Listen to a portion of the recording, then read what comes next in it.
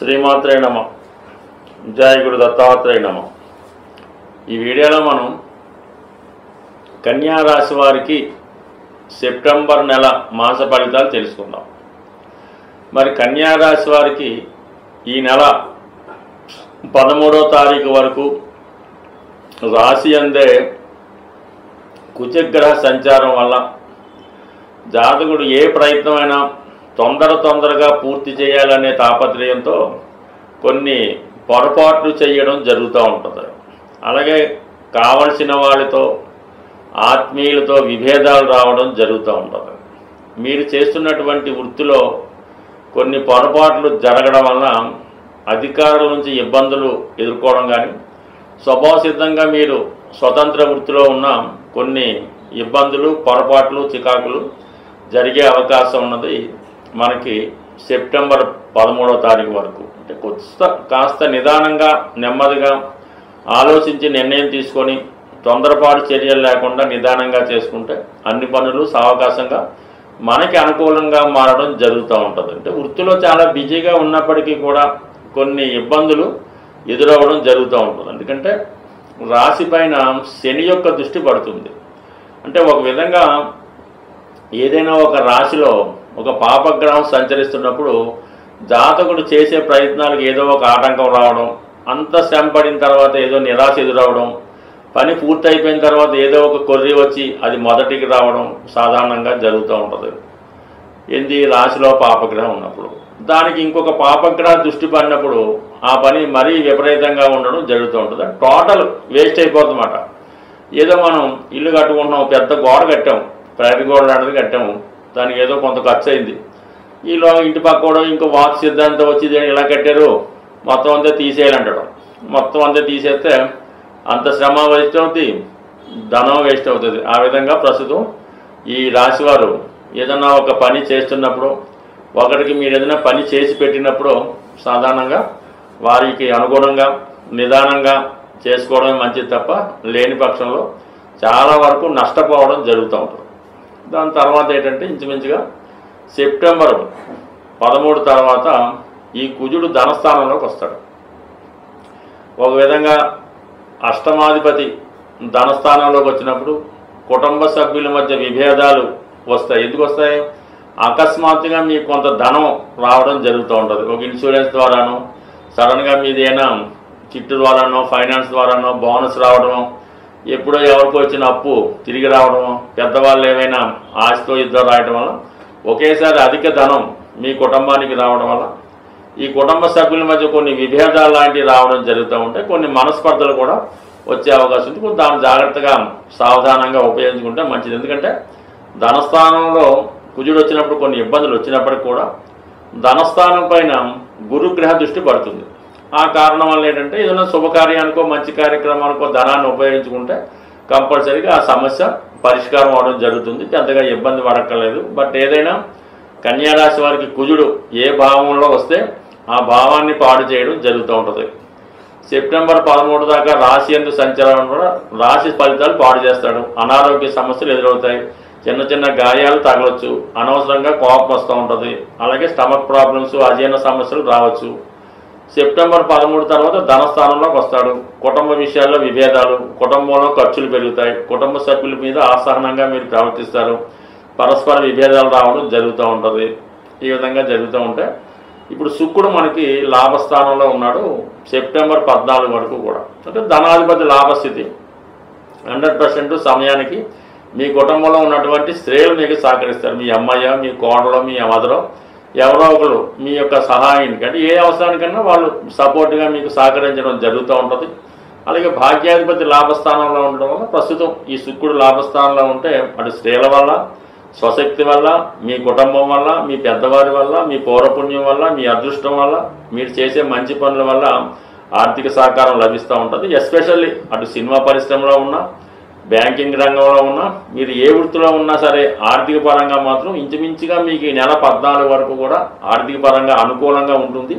అయితే వచ్చిన ధనాన్ని మీరు కరెక్ట్గా ఉపయోగించుకోవాల్సి ఉంటుంది. ఎంత ధనం వచ్చినా కూడా ప్రస్తుతం ఈ రాశి యందు ఉన్నటువంటి కుజగ్రహుడు అనవసరంగా ఈ మనీ వేస్ట్ అవుతుంటుంది, దేనికో దానికి వేస్ట్ చేస్తూ ఉంటారు, దేనితో ఇబ్బంది పెడుతుంటారు. అందుకని జాగ్రత్తగా ఉపయోగించుకోండి. బట్ ఏదైనా 12వ స్థానంలో ఈ నెల 17వ తారీఖు వరకు రవి సంచారం చేయడం వల్ల మీ కుటుంబంలో పెద్దవారి యొక్క అనారోగ్య సమస్యల వల్ల అయితేనే, వ్యక్తిగతంగా మీ యొక్క అనారోగ్య సమస్యల వల్ల అయితేనే ఏదో ఒక హాస్పిటల్ సందర్శించడం, వైద్య పరీక్షలు చేయించుకోవడం, వైద్యపరమైన సలహాలు తీసుకోవాల్సి రావడం జరుగుతూ ఉంటుంది.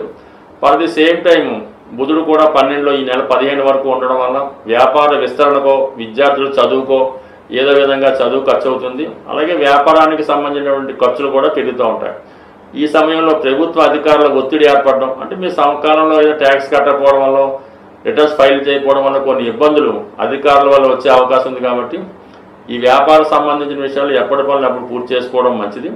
బట్ ఏదైనా మనకి సెప్టెంబర్ 14 తర్వాత శుక్రుడు కూడా వ్యయ స్థానంలోకి రావడం వలన కొన్ని అనుకోని ఖర్చులు, అంటే ధనాధిపతి వ్యయంలోకి వస్తాడు కదా, కుటుంబ సభ్యుల కొరకు ఖరీదైనటువంటి వస్తువులు కొనడం, బంగారు ఆభరణం లాంటివి కొనడం, మీరు కూడా ఎంటర్టైన్మెంట్ కొరకు ఏదైనా సినిమాకి వెళ్ళడమో, లేదంటే ఏదైనా రహస్య ప్రదేశంలో ఏమన్నా కలుసుకోవడమో, ఏదైనా ఫంక్షన్ చేసుకోవడం, పార్టీలు చేసుకోవడం, ఈ విధంగా కొద్దిగా మీ యొక్క సరదాలు తీర్చుకునే ప్రయత్నంలో కొంత ధనాన్ని కూడా వెచ్చించడం జరుగుతూ ఉంటుంది. బట్ ఏదైనా ఈ కన్యారాశి వారికి గ్రహాలు అనుకూలంగా ఉండడం జరిగింది. గురువు కూడా ఇంచుమించుగా దశమంలో ఉండడం చాలా వరకు మంచిదే చేస్తాడు. ధనస్థానాన్ని చూస్తున్నాడు, చతుర్థాన్ని చూస్తున్నాడు. ఇవన్నీ కూడా మీకు సొంత గృహాన్ని, సౌఖ్యాన్ని ఇవ్వడం జరుగుతుంది. అయితే శని మీకు వక్ర గమనంలో అత్యంత పాపి అయి రాశి మీద దృష్టి పెట్టడం వల్ల ప్రతి ప్రయత్నం కూడా విఫలమవుతుంటుంది. చివరి నిమిషంలో ఇబ్బంది కలగకుండా ఉండాలంటే ఖచ్చితంగా ఈ సెప్టెంబర్ నెలలో మీరు శనిగ్రహ అనుగ్రహం కోసం దానికి సంబంధించినటువంటి పరిహారం చేసుకుంటే మిగతా గ్రహాలన్నీ అనుకూలంగా ఉన్నాయి కాబట్టి, అంటే ఏదైనా హార్డ్ వర్క్, కఠిన శ్రమ చేయవలసి ఉంటుంది. శని యొక్క అనుగ్రహం కావాలంటే చాలా కష్టపడి పనిచేయాలి, చాలా నిదానంగా చేసుకోవాలి. ఎక్కువ ఎవరికి ఇబ్బంది కలగకుండా నెమ్మదిగా చేసుకుంటే శనిగ్రహ అనుగ్రహం అదే లభిస్తుంది. బట్ ఏదైనా శివుడికి అభిషేకం ద్వారానో, పెద్దవారికి సేవ చేయడం ద్వారానో కొంతవరకు శని యొక్క ఫలితాన్ని మీరు పొందవచ్చు.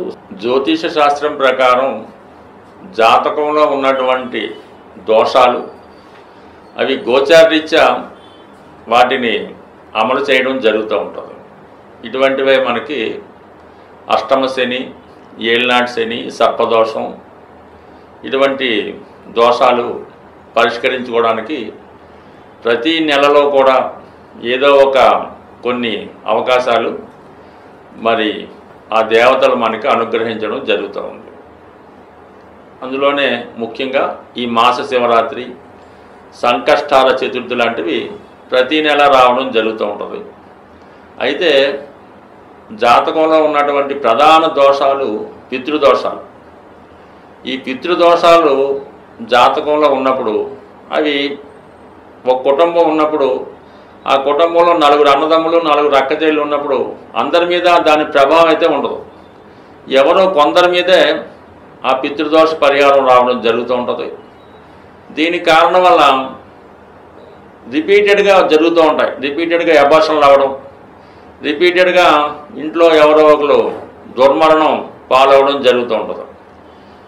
ఒక్కొక్క కుటుంబంలో ఏ సంవత్సరం కూడా ఈ పండగలు చేసుకోవడం లేకుండా ఎవరో ఒకరు కాలం చేయడం అది జరుగుతూ ఉంటుంది. దీనికి ఏర్పడుతున్నటువంటి కారణం ఏంటంటే అది మనకి పితృదోషాల కారణంగా ఈ విధంగా జరుగుతుంటాయి. అలాగే ఒక ఇంట్లో నిరుద్యోగులు ఎక్కువ మంది ఉన్నారు, పెళ్లి కాకుండా ఉండిపోతున్నారు, వంశం అంతమైపోతుంది, ఇవి కూడా అదే కారణం అవుతుంటుంది. వాటి పరిష్కారానికే ప్రతి సంవత్సరం ఈ మహాలయ పక్షాలని ఈ భాద్రపద మాసంలో ఇంచుమించుగా 15 రోజుల పాటు రావడం జరుగుతూ ఉంటుంది. ఆ సమయంలో మీరు పితృదేవతల్ని సంతృప్తిపరిచే విషయంలో మీ యొక్క ఆచార ప్రకారం విధి విధానంగా దానికి సంబంధించినటువంటి పరిహార క్రియలు చేసుకోవలసి ఉంటుంది. మరి అది చాలా రకాలుగా చాలా ఆచారాలు ఉంటుంటాయి. వెరీ సింపుల్గా చేసుకోవాలనుకుంటే గోవుకి సేవించడం, గోవుకి తగు విధంగా మరి ఆహారం సమర్పించడం లాంటివి చేసుకోవడం కానీ, లేదంటే ఎవరైతే మీ పెద్దలు ఏ వయసులో అయితే వాళ్ళు చనిపోవడం జరిగిందో ఆ వయసులో ఉన్న వాళ్ళని సెలెక్ట్ చేసుకుని వాళ్ళకి చక్కగా మంచి వస్త్రాలు అవి పెట్టి వారికి భోజనానికి అవి ఏర్పాటు చేసి కొంత బహుమతి రూపంలో ఇవ్వడం వల్ల కూడా ఆ పితృదోషాలు చాలా వరకు పరిష్కారం అవ్వడం జరుగుతూ ఉంటుంది.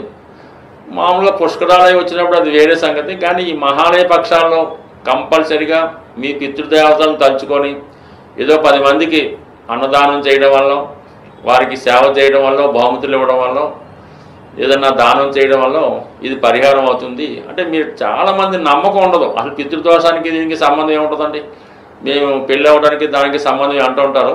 ఇది అనుభవించిన వాళ్ళకి తెలుస్తుంటారు తప్ప మామూలుగా కవులు చెప్పేవాళ్ళకైతే కాదు.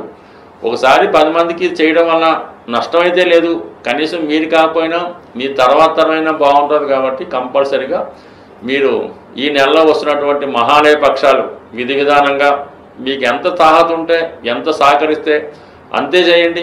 పెద్ద ఎక్కువేం అక్కర్లేదు, ఒక వ్యక్తికి చేయండి చాలు, సరిపోతుంది. బట్ ఏదైనా మనం చేసిన దాన్ని బట్టే భగవంతుడి యొక్క ఫలితం కూడా ఉంటుంది. పితృదేవతలు అన్నా కూడా కేవలం భగవంతుడితో సమానంగానే ఉంటారు తప్ప వాళ్ళేం పర్టికులర్గా ఏం కాదు.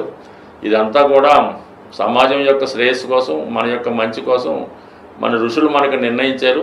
ఆ ఋషుల యొక్క గోత్రంతో మనం వెళ్తున్నాం కాబట్టి ఇది సదా ప్రతి ఒక్కరి మీద దీని ప్రభావం చూపుతుంటుంది. అది ఎల్లవేళ చూపించాలని రూల్ లేదు, ఎప్పుడో ఒకసారి దాని ప్రభావం వస్తుంటుంది, దాన్ని కొంతమంది బలి అవుతుంటారు.